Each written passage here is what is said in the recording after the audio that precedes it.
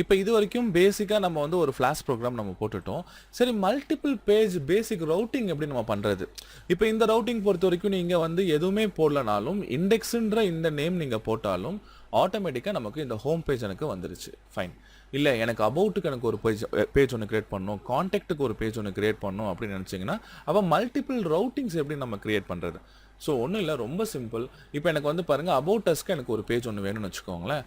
அப்போ என்ன பண்ணலான்னா இந்த மாதிரி நீங்கள் ஒரு ரவுட் ஒன்று நீங்கள் கிரியேட் பண்ணலாம். அடிஷ்னலாக ஆப் அப்படின்ற இந்த ஆப்ஜெக்ட்டுக்கு முன்னால் டெக்கரேட்டர் சிம்பிள் அந்த அட் சிம்பிள் போட்டுக்கிட்டேன்.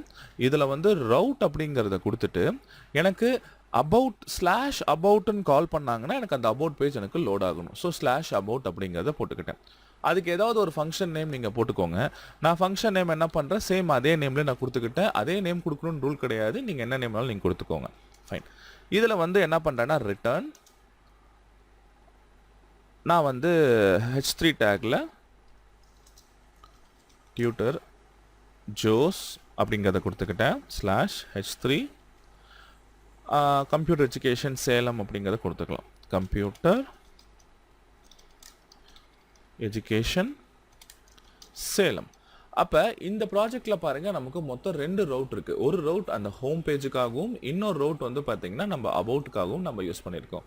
ஸோ இதை நான் கிளிக் பண்ணுறேன், ஆட்டோமேட்டிக்காக பாருங்கள் என்னோட சர்வர் ஓப்பன் ஆகிடுச்சு. சர்வர் ஓப்பன் ஆகிட்டு பாருங்கள் பேசிக்கான அந்த இண்டெக்ஸ் பேஜ் எனக்கு லோட் ஆகிடுச்சு. ஃபைன். இதில் ஸ்லாஷ் போட்டு நான் என்ன பண்ணுறேன்னா அபவுட் அப்படிங்கிறது கொடுத்து என்டர் ப்ரெஸ் பண்ணுறேன்.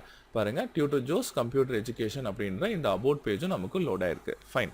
இதை இன்னும் நீங்கள் வேறு ஏதாவது பேராகிராஃப் போட்டு நீங்கள் வந்து நீங்கள் டெஸ்ட் பண்ணி பார்க்கலாம். பாருங்கள், இப்போ காண்டாக்ட்டுக்கு ஒரு பேஜ் வேணுமா?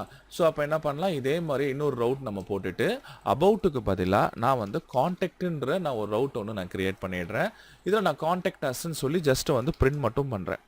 காண்டாக்ட் அஸ் சேவ் பண்ணிக்கோங்க. இப்போ நீங்கள் உங்கள் ப்ரௌசரில் நீங்கள் வந்து ரன் பண்ணிங்கன்னு வச்சுக்கோங்களேன். இப்போ இந்த அபவுட்டுக்கு பதிலாக காண்டாக்ட்னு நான் சேஞ்ச் பண்ணேன்னா அந்த ரவுட்டிங் ஆட்டோமேட்டிக்காக வந்துருச்சு. இது ஒரு பேசிக்கான ரவுட்டிங். இன்கேஸ் வந்து நம்ம வந்து அட்ரஸ் பாரில் வேல்யூஸ் ஏதாவது நம்ம பாஸ் பண்ணுறோம் அப்படின்னா அப்போ அந்த இடத்துல நம்ம டைனமிக் ரவுட்டிங் அப்படிங்கிறத நம்ம யூஸ் பண்ணுவோம். ஸோ அது என்ன அப்படிங்கிறத நம்ம போக போக பார்க்கலாம்.